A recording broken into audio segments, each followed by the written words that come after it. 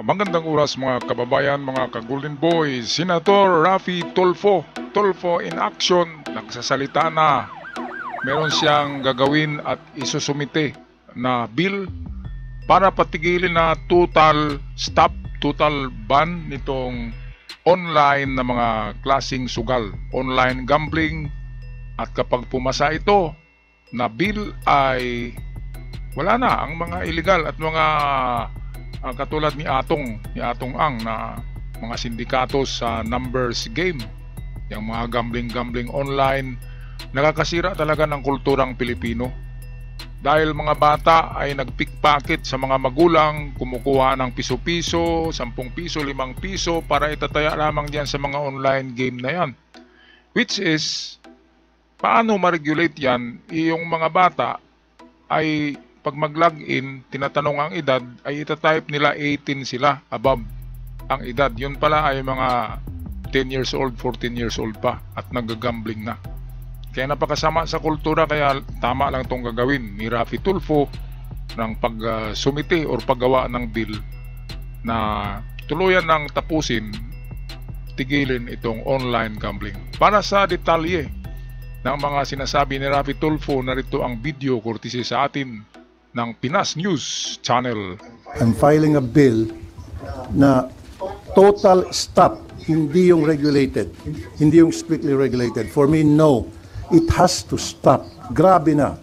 Kailan tayo titigil? Kung bagsak na. Sinasabing baka mag-underground. Nandiyan naman ating kapulisan, nandiyan yung ating NBI, nandiyan yung ating PNP. Anong ginagawa ng kanilang mga intelligence funds para tugisin kung sino itong mga nag-underground? As simple as that. Let them do their job. Otherwise, tanggalin mo yung mga pulis na hindi nakakagawa. Para sa kalaman ng lahat na meron tayong sakit sa ating lipunan sa pamagitan ng epidemic, kung tawagin ko, itong online gambling. Today, ladies and gentlemen, merong nagaganap na epidemic ngayon sa ating bansa at lumalala ang epidemic na ito. It's about time na lahat tayo magtulong-tulungan para magamot itong malalang epidemic na. Ito napakalala ito ha. Kung sabong lang ay marami ang naging addict sa sabong, di ba? Mas grabe itong online gaming. Kasi sa online games, ay tinatanong mo na yan bago magbukas ka, mag-login, ay tinatanong, are you 18 years old?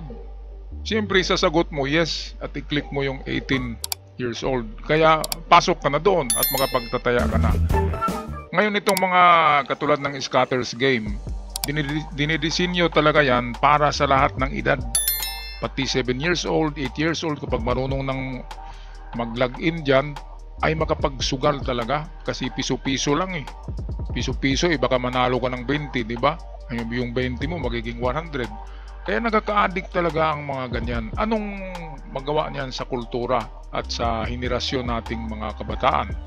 Sa bagong henerasyon ay magiging sugarol, magiging magnanakaw, magiging sindikato, kasi tutularan nila itong mga gumawa nito na mga grupo, mga illegal number game na yan, na ang pinaka-godfather diyan ay walang iba, si Atong Ang.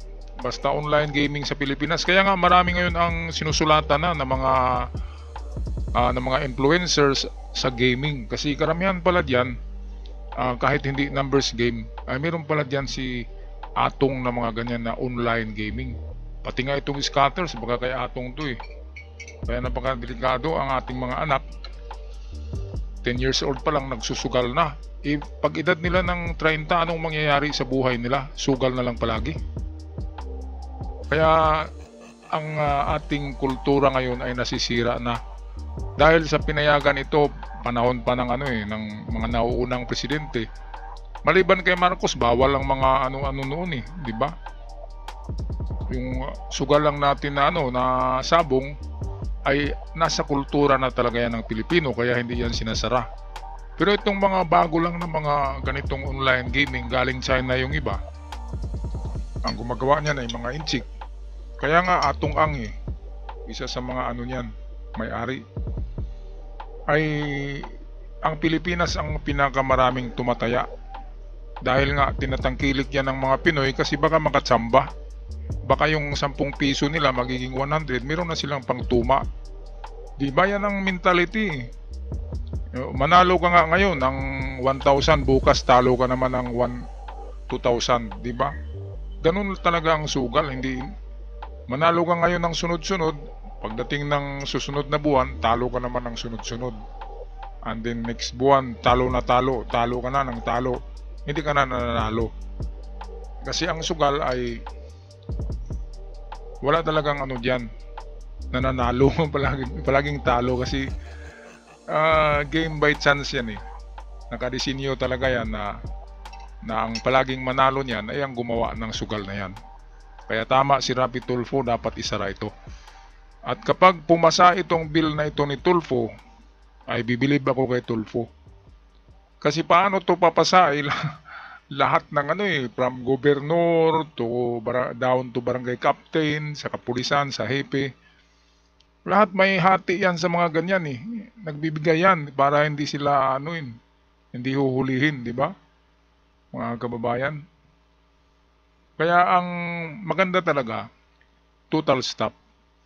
Kasi kung padrino-padrino system, yung nagbibigay ka sa congressman, sa congressman na may hawak ng rehiyon mo, sa mayor, sa gobernador, para hindi galawin yung pasugalan mo, di ba? Kaya dapat total stop na. Kasi itong online gaming, walang tax to eh. Paano magka-tax yan? Hindi mo malaman kung magkano ang kita. Paano magpataw ng tax ang BIR niyan? Diba? Kaya walang kabuluhan ng online gaming. Hindi nakakatulong yan sa bansa. At saka masamang tumanggap masama yan sa kultura natin, yung tumanggap ng bayad o lagay galing sa pasugalan. Galing sa pasugalan may kasamang malas yan eh. Kasi marami ang umiiyak na natalo sa sugal. Okay, balik tayo kay Idol Rafi. For me. Example, recently, merong bus driver na nahuli ng mga pasahero habang nagmamaneho, nag-online gambling. Paano na kaya umaga yon? Paano na kaya kung sa gabi wala nakitang pasahero, nag-online gambling siya, nabangga, disgrasya. Meron pang jeep driver na nahuli din ng mga pasahero na nag-online gambling habang nagmamaneho. And meron pang sa PTEX ata yun, ni-raid ng mga pulis, lahat ng mga bus drivers lulong sa online gambling. Napakarami ng taong lulong dito sa online gambling kasi napakadali ma-access. As a matter of fact, sa programa ko sa Wanted sa radyo, hindi ko na mabilang recently yung puntahan ng mga magulang na nareklamo, yung kanilang mga asawa, anak, especially mga estudyante, hindi na nakapag-aral, napupuyat, at nangungupit na sa kanilang mga magulang para lamang makapag-online gambling. Especially itong scatter. Sobrang lala na. Something has to be done. Tama. Hindi lang yan mga kababayan, mga ka-golden boy. Ang masamang epekto sa kabataan ay halimbawa, nanalo siya. Palaging nanalo, sunod-sunod, di ba? Ay magiging addict siya. At dahil sa kultura na ng Pinoy na talagang magsugal at gusto natin magiging milyonaryo sa sugal, ngayon kung sabihin natin palaging nanalo, yung panalo na yun ay igagastos yun sa barkada. Kasi nanalo nga pera sa hangin. Tawag diyan, pera sa hangin, dapat gastusin din sa bilis ng hangin, maubos. Dapat ubusin mo daw ngayon yung napanalunan mo sa sugal. Kasi bukas malas daw kapag meron pa. Kaya ang mangyayari niyan, pupunta ang kabataan sa mga nightclub, di ba? Sa mga videoke, karaoke bars, which is meron na namang ibang mga doon, masamang bisyo, katulad ng mga babae, di ba? Mga GRO, mga prostitutes. Kaya one thing leads to another, Galing sa sugal, nagkapera, ngayon nagkapera ay pupunta sa mga leisure houses, katulad ng sinabi ko na videoke bar or KTV bar, ay lalong dadami ang bisyo ng bata. Bata pa yun teenager pa yun. Kung magkaedad na yun, at lulong na siya sa sugal. Kahit anong sugal, papasukin niya kasi alam niya magkapera siya. Hanggang sa matalo siya and then maghanap ng puhunan sa sugal, magbenta na ng mga kalabaw, ng baboy, ng bahay, ng motorsiklo, ng sasakyan ng kanyang tatay. Pwede yan, pwedeng mangyari yan mga kababayan, di ba? Ngayon, isang tanong, bakit hindi matigil ang online gaming at iba pang mga pasugalan? Dahil nga, sa marami ang nagkikinabang na politiko, lalo na mga congressman, di ba? Sa lugar, gobernador, mayor, yung tatlong yan, ay kasama yan sa nakakatanggap. Bato-bato sa langit, tamaan og magalit. Hindi naman lahat ha, pero example lang yon. Kaya ano bang maibigay ng mga online na pasugal na yan? Meron na nga tayong sweepstakes or PCSO eh. Meron na tayong loto. Meron na tayong numbers game ng dami-dami. Di ba? Meron na tayong sabong na mga legal na pasugalan. Meron ng mga madyong houses. So bakit mag-online gaming pa? Isa online gaming, minsan ma-scam ka eh. Kapag nanalo ka, hindi ka babayaran. Di ba? Ay, katulad ng online sabong, bilyon-bilyon bawat araw ang kita ng may-ari. So ganun din yan sa mga scatters game na yan. Milyon-milyon pumapasok sa kanilang bulsa sa araw-araw. At marami rin ang binibigyan yan ng mga opisyalis ng gobyerno para hindi papalag. Kaya ang nangyari sa kultura, sa komunidad ng Pilipinas ay hindi talaga maganda. Dahil maraming nasusuhulan, maraming yumaman dahil sa suhol, pero marami ang nagiging biktima, marami ang nagkagulo na pamilya, marami na anak ang nabugbog ng ama, minsan ang ama ang binugbog ng anak para humingi ng pera na pangtaya. Kaya ito, bilib ako kay Rapi Tulfo kung papasa ito na bill. Kasi palagay ko, majority ng Congress at Senado ayaw isara ang mga online gaming dahil nga nakakatanggap sila ng maraming payula dyan. Ng payula. Meron silang mga natanggap eh. Kaya hindi nila ipasara. Kultura na rin ng Pilipino yan na tumatanggap ng payula ng mga suhol. Kaya hindi talaga yan nawawala. Mawawala lang yan kapag ang ating mga anak ay baguhin ang kultura. Ibig sabihin, lalapit tayo sa Diyos. Dalhin natin ang mga anak natin sa simbahan, bawat linggo, kada linggo. Atin tayo ng mga retreat, ng mga Bible study. Sa ganun ay madala natin palapit sa Diyos ang anak at hindi na sila lalapit sa sugal. Kasi kung katulad ng panahon ni Digong, lahat ay legal eh. Lahat ay legal yung mga sugal. Kaya nga pati isabong na approve. Panahon ni Digong, kumakalat talaga ang mga illegal eh. Kaya yun ang masama. Dahil napunta na sa sa mga dayaan, and then nangyari na yung nangyari sa mga nawawalang sabungero, which is patayan na. Yun ang kinahantungan na pinakasukdulan na mangyayari sa sugal. Yung mga ganyan, parang mafia. Alright, so tapusin natin ng video courtesy sa atin ng Pinas News.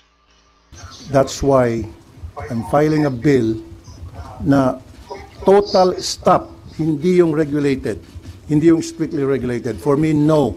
It has to stop. Tama. So, ito, stop na. Stop na rin tayo. It has to be stopped. Yung regulated, sino bang nagsabi na yan na regulated? Hindi ma-regulate yan. Hindi ma-regulate. Kasi online yan eh. I-click mo lang yung I am 18 years old, makapaglaro ka na. Di ba? Yun lang naman yung i-click. Kasi online eh. Magtatanong yan. Pag login mo, are you 18? Siyempre yes ang sagot mo. Kaya hindi ma-regulate kapag online. Hindi talaga yan ma-regulate. Kaya tama ang sabi ni Rapi Tulfo, pero believe ako sa ating administrasyon. Ang problema nga lang ay majority na ngayon ng DDS sa Senado at sa Congress ay parang status quo. Kaya pwedeng papasa yan at pwedeng hindi. Pero sa palagay ko parang hindi papasa. Kasi marami nga ang ang DDS, which is paburo sila sa mga ganyan, sa mga online gaming. Mga kababayan, ano sa palagay nyo? Anong dapat gawin ni Raffy Tulfo para papasa itong kanyang bill na total stop of online gambling? Grabe. Nako, bilib ako kay Raffy, kapag papasa ito, ay idol na idol ko na talaga to. Sabi ni Raffy, kapag hindi ito papasa, mayroon akong sasabihin. Ano kaya yung sasabihin ni Raffy Tulfo? Baka mga payula.